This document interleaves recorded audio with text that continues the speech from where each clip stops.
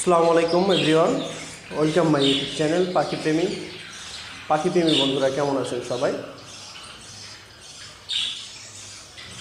আমি আজকে কথা বলবো আপনাদের সামনে জাবা পাখি নিয়ে। জাবা পাখি কীভাবে লালন পালন করবেন, জাবা পাখি কীভাবে লালন পালন করা উচিত, তাদের বাচ্চা হলে কী ধরনের যত্ন নেবেন আপনারা, আমি সে সম্পর্কে বলার চেষ্টা করব। আমার ভিডিওটি না টেনে পুরোপুরি দেখবেন। আর যারা নতুন আমার এই চ্যানেলে, এখনও আমার চ্যানেলটি সাবস্ক্রাইব করেননি, এখনই আমার চ্যানেলটি সাবস্ক্রাইব করে দিবেন। পাশে থাকা বেল আইকনটি দাবিয়ে দেবেন, যাতে পরবর্তী ভিডিও ছাড়ার সাথে সাথে তার নোটিফিকেশন আপনার কাছে সবার আগে পৌঁছে যায়।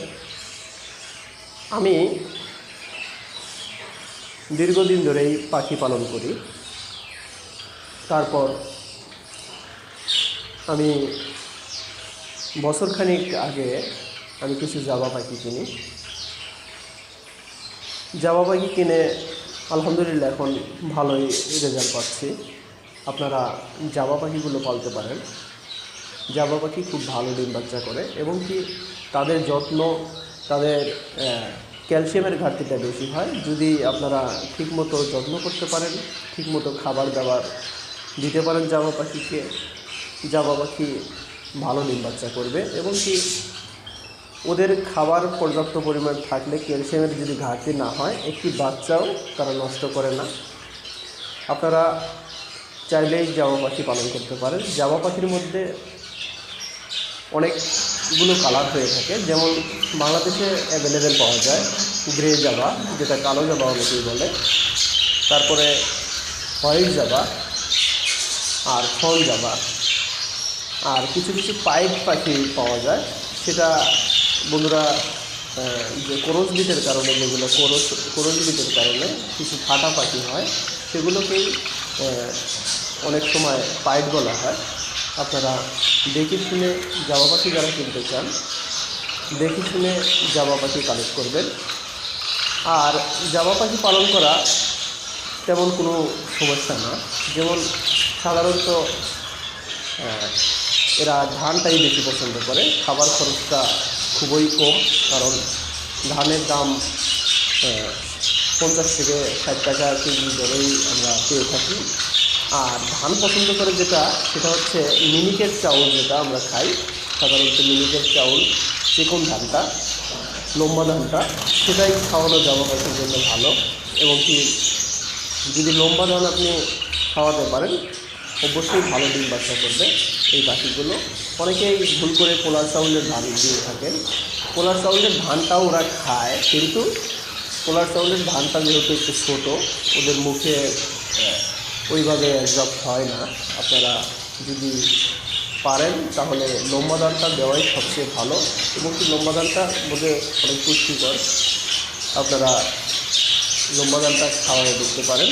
অনেকটা পাখি থাকবে হেলদি, পাখি থাকবে সুস্থ এবং কি ভালো ডিম বাচ্চা করবে। জাবা পাখি সাধারণত 5-6টি করে ডিম পারে এবং কি 5-6টি করে ডিমই ফোটাতে সক্ষম হয়, যদি তার শারীরিক কোনো সমস্যা না থাকে। যদি প্রাপ্ত বয়সে আপনি জোড়া দিতে পারেন, অনেকেই আমাকে প্রশ্ন করে থাকেন, বা অনেক খামারে গিয়েও আমি দেখেছি 4-5টা বাচ্চা হলে 2-1টা প্রতিবন্ধী বাচ্চা বের হয়। এটার কারণ হচ্ছে ওদের ক্যালসিয়ামের ঘাটতি।